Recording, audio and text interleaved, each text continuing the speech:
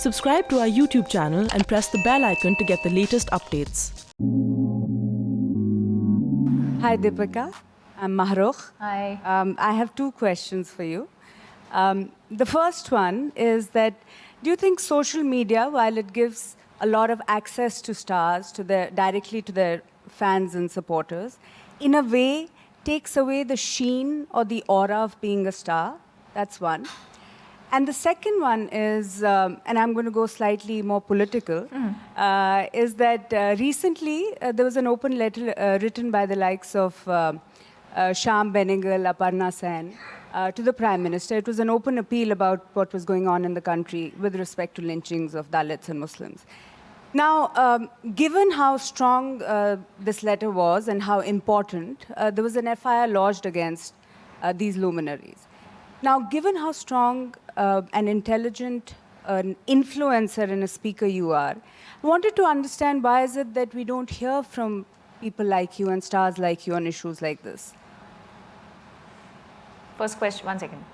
What was the first question? That's social media. The social media, okay.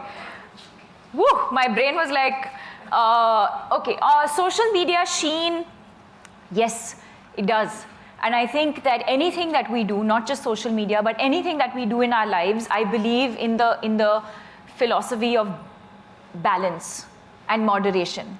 Whether it's food, whether it's social media, anything that you do in your life, I think moderation. So I think we're in a place today where I don't think you can ignore it completely. Sure, can you survive? I'm sure you can survive. But are there, does it add some sort of value, or is it important in some ways? Yes, I think it is. But at the same time, yes, is it too much access? Is it too much information? Yes, that too. So I think with so much innovation, with so much technology, with so much happening around us, I don't think we'd evolve as people if we started believing and saying that, okay, this is not good. I think it's important for us to keep up with the times, but also realize that hopefully if we're doing everything in moderation, we should be fine. Now the second part of your question, why don't people like me speak out more?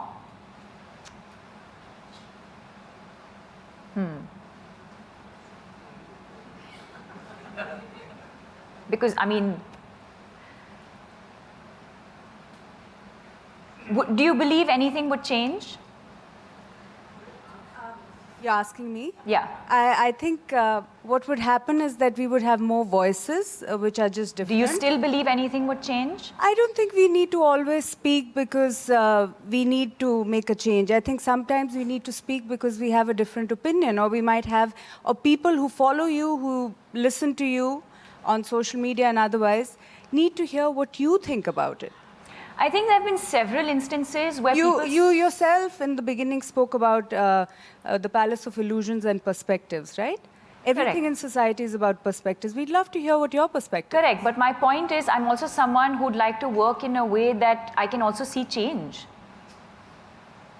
Perspectives, I think today we all have perspectives. It doesn't, just because I'm not voicing it publicly, that doesn't mean I don't have an opinion, or I most certainly do. So my question was coming more from a point of concern. Do you fear a certain backlash from either groups? That you Do you worry that if you speak out, worry? if you take a position, you will draw too much adverse attention? Sure. Honestly, it's not even something that I've thought about. Like I said, I've focused all my energies towards mental health. Like I said, I'm not someone who can get into, then I'll have to stop acting, to be honest, and become a full-time Activist. for lack of a better word. Can I do that in a more meaningful way? Yes, I can. If I'm going to say something out publicly, if I'm going to rant on Twitter, if I'm going to give interviews, and if I don't see change, that's a waste of my effort and my energy. So I would much rather do it in a way where I believe that it's constructive.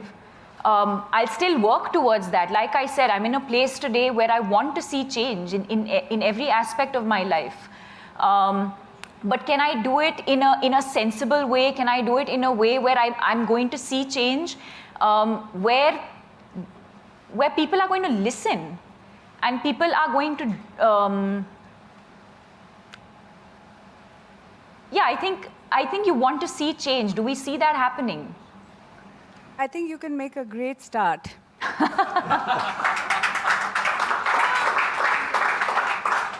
And honestly, I mean, I don't think the voices that have already spoken out are any less influential. But do you worry that this case has been, it's a completely illegal case. It will be set aside, I can guarantee it to you. But do you feel worried that somebody can just file a case like this for people who just write a letter to the Prime Minister? Honestly, if there's one thing that I've learned, and I experienced it in the Padmavat incident as well, if there's one thing that I've learned is to be patient, is to believe, and is to have hope. I think that one incident where people were threatening to cut my head off and my nose off, did you see any adverse reaction from me? No, you didn't. But many others responded. Sure.